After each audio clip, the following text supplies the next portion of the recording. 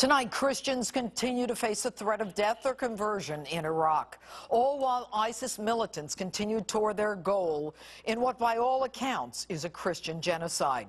With me now, Father Gabriel Adde, Reverend at the Syriac Orthodox Church, and In Defense of Christians Senior Advisor and documentary filmmaker Jordan Allott.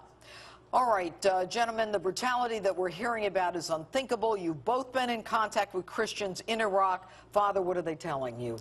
Well, what they're telling me, really, nothing has changed. The situation is getting worse and worse.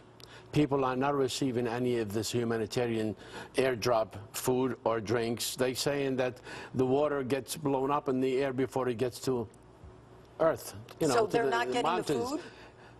Even the food, they get it as drops on the ground, and they have to go pick it up from the ground, or they have to go lick with the water from the rocks where they fell.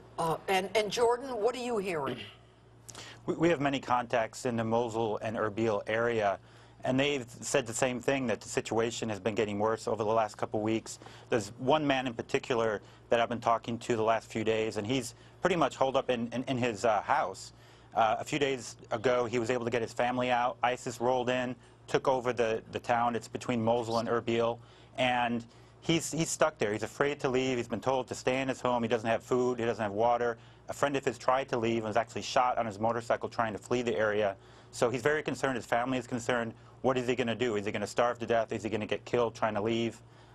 They just don't know. You know, Father, it sounds like that they're becoming ghost towns because they're telling people to leave or die or convert. Or convert. And so Walid Ferris was just on. He said something very interesting. He said ISIS is going to start bringing their people into these towns and inhabiting these towns. Well, I wouldn't doubt that. For the last month, our lobbyists have been telling the world. A lobbyist, a group of lobbyists that are called Demand for Action in Europe. They have trying to raise awareness in the whole world about ISIS and where ISIS is expanding to other towns, other cities, other countries. And yet, it seems to me like the whole world was so silent. Nobody did anything about it. Reminds me of another time in history, Father, but let me ask you this. Yes, I understand. When you hear about children being beheaded, why would anyone do that?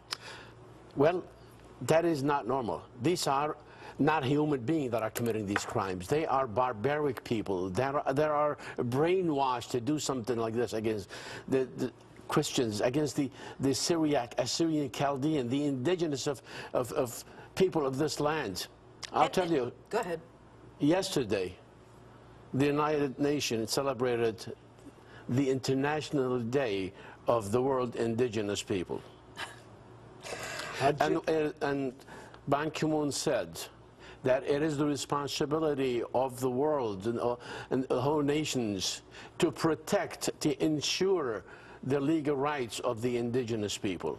No, it seems that that's a problem that a lot of people are not dealing with. And yet, it took him 10 days to say it. To say this, to respond to this. Oh. And about what? Who are the Assyrians? Who are the Syriacs? Who are the Chaldean? Weren't they the indigenous people of this land?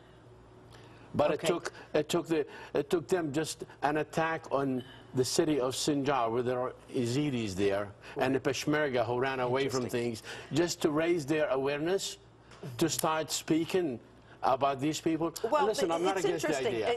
Jordan, the Father raises a very important point. And that's why 170,000 killed. We've got children being beheaded, and yet now all of a sudden we can't turn a blind eye. And that's what Father Adde is talking about. I'm not against the idea as to why they're helping the Yazidi. That's a great thing. That's a wonderful thing. Jordan, what do you attribute that to?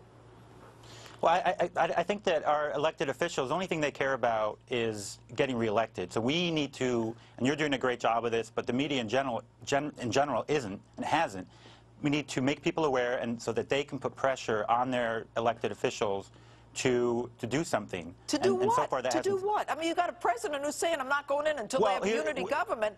You know, when hell freezes over, they'll have a unity government in Iraq. Right. Excuse me. Humanitarian aid would be a great start. In Erbil, for example, there are thousands of refugees who are just living in parks and on any green area that they can find. Children and they're are not being helped dying at all. of hunger and starvation. Yeah. It is a worldwide embarrassment. Father Adde and Jordan, thanks so much for being with us this evening.